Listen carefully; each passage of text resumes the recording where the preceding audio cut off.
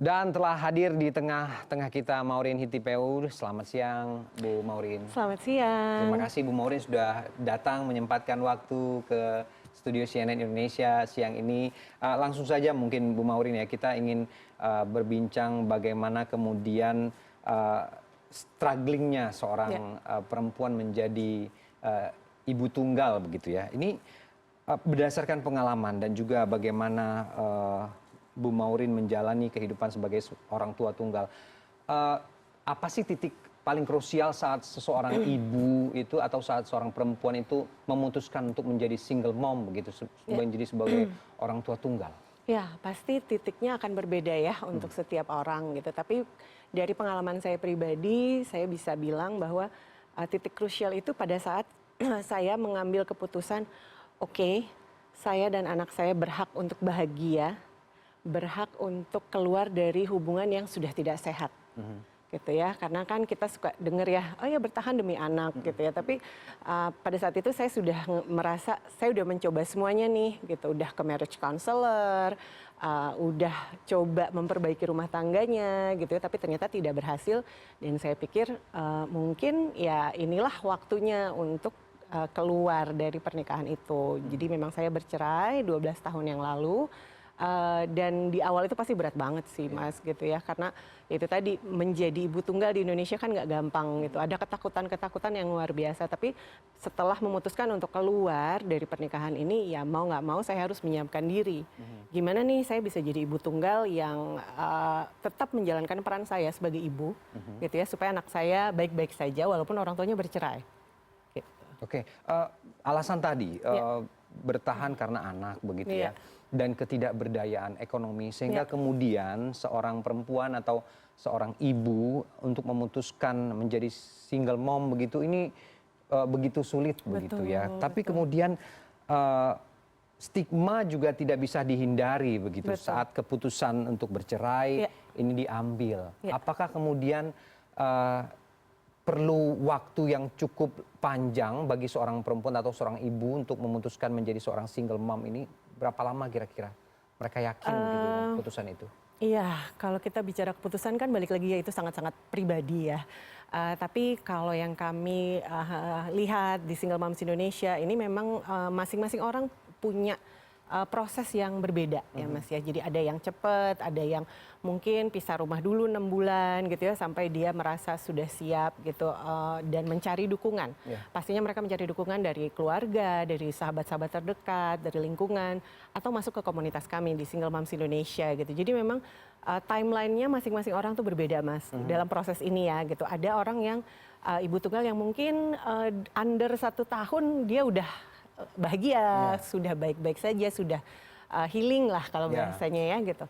Tapi ada juga sudah move on betul. Tapi ada juga yang mungkin sudah bertahun-tahun tapi masih ada luka batin yang belum dibereskan. Nah, untuk memantapkan menjadi ibu tunggal ini memang ada yang kalau kayak saya kasusnya karena bercerai gitu ya itu banyak pertimbangan gitu kan ya Mas.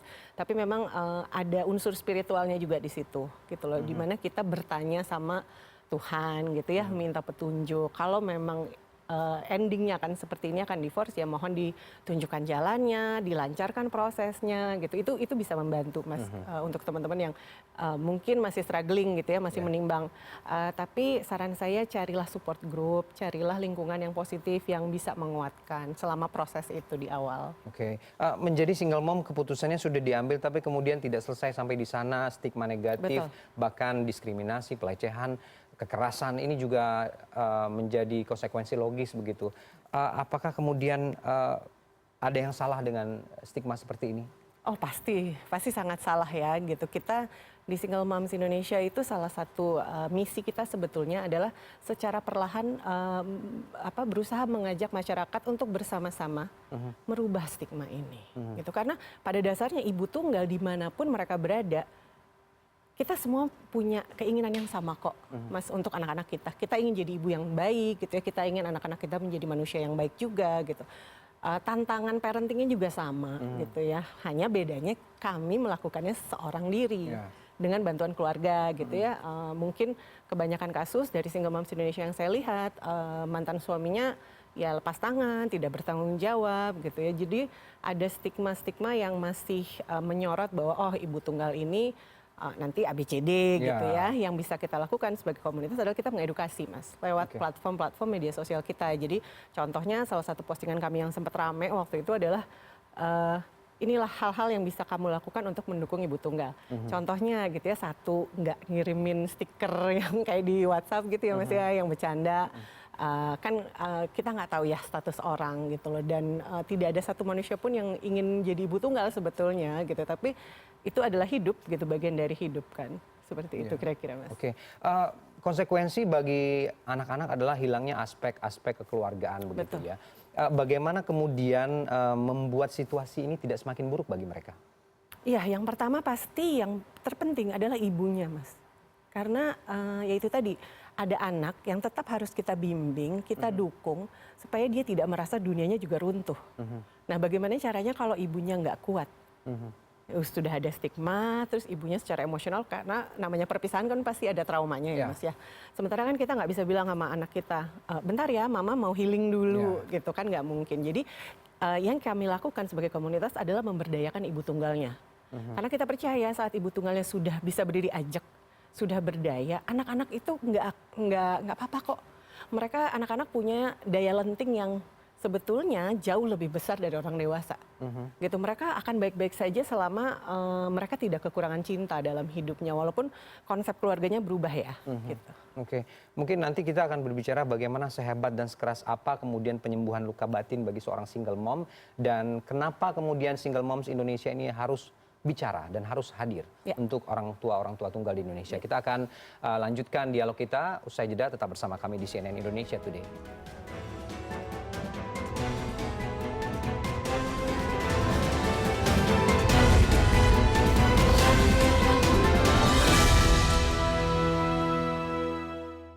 Ya, kita kembali di dialog kita siang ini masih dengan Ibu Maureen. Bu Maureen, tadi sebelum break sempat saya menyinggung, banyak kemudian publik bertanya, sehebat dan sekeras apa sih kemudian proses penyembuhan luka batin seorang single mom ini? Ya, prosesnya saya selalu share juga ke teman-teman di Single Moms Indonesia bahwa namanya proses pemulihan batin ini balik lagi ke pribadi masing-masing. Karena kita tidak bisa menyamaratakan dan tidak ada rumusnya sebetulnya bahwa ini harus ngelakuin ABCD pasti sembuh gitu kan, enggak. Proses healingnya ini sangat-sangat personal. Jadi biasanya yang kita lakukan adalah kita menyarankan teman-teman untuk mencari cara healing yang paling cocok. Karena nggak semua orang bisa healing dengan meditasi, dengan yoga gitu ya. Ada yang healingnya tersalurkan misalnya lewat dia menjadi volunteer, menjadi relawan untuk melakukan kegiatan-kegiatan positif. Itu bisa membantu gitu. Jadi carilah cara yang paling tepat gitu, yang membuat kita merasa lebih baik gitu ya, dan membawa kita pada titik di mana kita sudah tidak lagi merasa pahit dengan kenyataan hidup dan sudah bisa menerima bahwa oke, aku sekarang ibu tunggal, aku harus berdaya karena ada anak aku yang butuh aku kuat.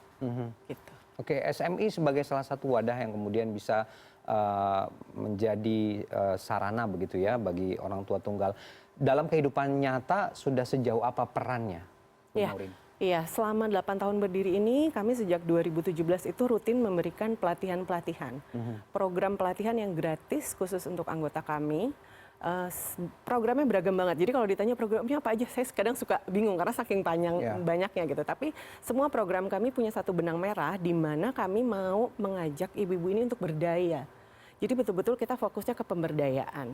Program itu bisa dari hard skill, soft skill gitu ya. Contohnya kemarin kita bikin kelas untuk public speaking, sampai kelas make up dasar, kelas coaching untuk bagaimana bikin CV yang baik dan benar gitu. Karena teman-teman ini permasalahannya banyak sekali sebagai ibu tunggal sebetulnya. Jadi kita berusaha menjawab permasalahan itu dengan memberikan program-program yang bisa membantu mereka untuk maju, untuk berdaya lagi. Oke, kalau di kota besar seperti Jakarta, mungkin akses itu bisa lebih gampang begitu ya, bisa seterbuka itu untuk mengakses lembaga-lembaga atau seperti Single Moms Indonesia. Tapi kalau di daerah bagaimana kemudian ini bisa menjangkau mereka? Betul, memang yang untuk di daerah kita masih sejujurnya masih agak kesulitan ya Mas ya, karena tidak semua ibu tunggal yang di daerah itu punya kemampuan ekonomi untuk beli pulsa, mungkin untuk ikut gabung kelas-kelas kita gitu. Tapi mereka masih tetap bisa bergabung di WhatsApp grup kita atau di Facebook grup kita gitu.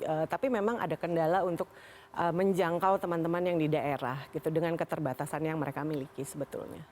Apa yang kemudian mungkin bisa ditawarkan untuk ibu-ibu di luar sana? Kalau kemudian aksesnya terbatas, paling tidak ada sesuatu yang bisa mereka yakini bahwa menjadi single mom itu tidak sesulit atau tidak seberat apa yang dipikirkan dan tidak seburuk apa yang ada dalam pikiran orang-orang.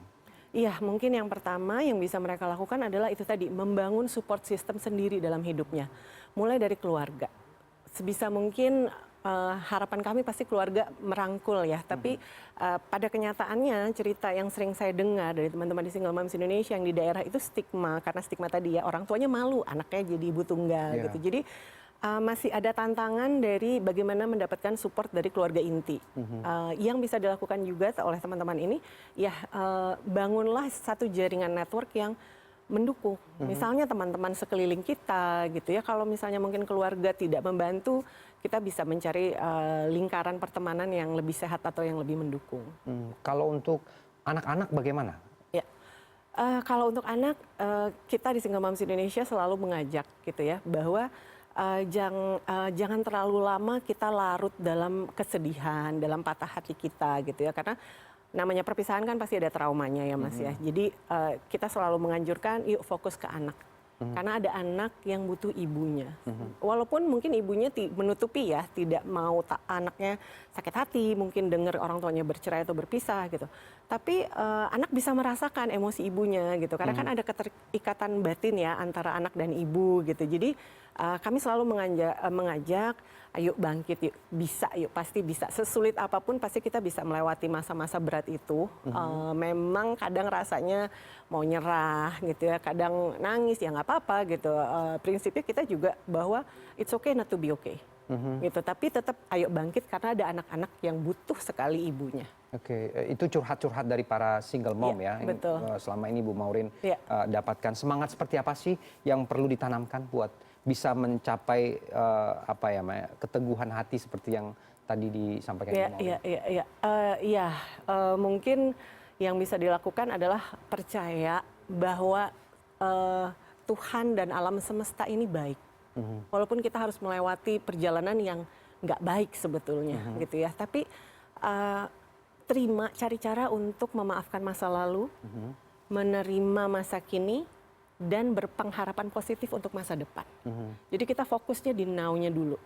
Gitu. Apa yang bisa dilakukan? Kita mau maju, kita mau tambah penghasilan untuk anak. Karena banyak sekali ibu tunggal yang struggling ya Mas secara finansial. Yang bisa kita lakukan apa? Coba ambil langkah-langkah yang pasti. Misalnya ikut pelatihan di kita, gitu kan. Setelah ikut pelatihan, mereka bisa langsung praktek jualan gitu. Contoh kita pernah bikin kelas cara bikin homemade sosis. Itu kan simple ya Mas ya, tapi kita bisa ngasih ilmunya, tapi kembali lagi ke kita, ke masing-masing orang gitu ya. Mau berusaha, bangkit, berdaya lagi gitu ya, dan menjadi contoh kuat untuk anak-anak. Atau kita mau larut. Nah ini yang kadang-kadang agak berat karena ada perjuangan batin di dalam ya, internal yang harus kita bisa mengalahkan, harus bisa berpikiran, oh aku bisa. Walaupun ini susah, aku bisa, akan aku coba. Kalau aku gagal, aku coba lagi. Gitu. Jadi kita nggak punya pilihan untuk menyerah Mas, karena ada anak gitu. Mau nggak mau, kalaupun lelah ya istirahat gitu. Itu juga kita sering mengedukasi bahwa kesehatan mental ibu tunggal ini penting sekali gitu. Karena mereka menerima banyak sekali hal-hal negatif dari luar. Jadi mereka harus punya cara untuk mengelola emosi-emosi negatif ini.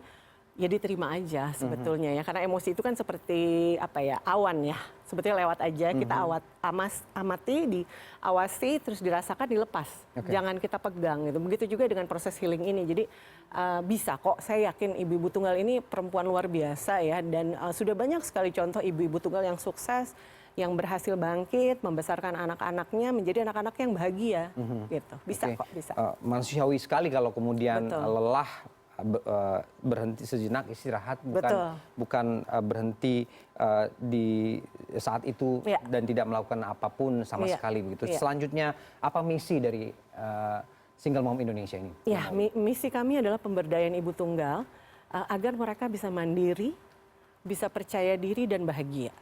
Itu karena kita yakin perempuan itu khususnya ibu tunggal itu mereka tuh kuat sebetulnya. Ya. Mereka punya potensi yang sangat besar saat mereka juga menerima dirinya apa adanya. Karena ini juga salah satu pergolakan batin ya Mas ya, di saat kita melewati trauma gitu, kita harus menyembuhkan diri sendiri gitu.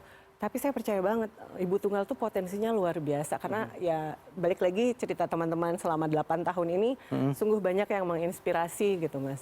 Ya, memang tidak mudah begitu ya, Betul. tapi kemudian hidup terus berjalan Betul. begitu ya. Jadi memang harus terus memperjuangkan, apalagi kalau memang ada anak-anak yang juga harus diperjuangkan. Ini Betul. tentu menjadi sebuah hal yang ya itu tadi tidak mudah untuk Betul. bisa dilewati begitu ya, sehingga kemudian tidak ada lagi diskriminasi, Mudah-mudahan Mas. kekerasan ya Iya. terhadap stigma-stigma tadi yang muncul di tengah masyarakat, dan pelan-pelan memang merubah kultur ini tidak gampang seperti yang Bu Maureen sampaikan tadi, Iya. butuh proses, tapi Butuh kemudian sudah ada langkah yang dilakukan untuk bisa tetap bahagia. Betul. Kuncinya mungkin di bahagia Ya, itu. Ya. betul. Kuncinya harus bahagia karena ibu yang bahagia akan membesarkan anak-anak yang bahagia juga.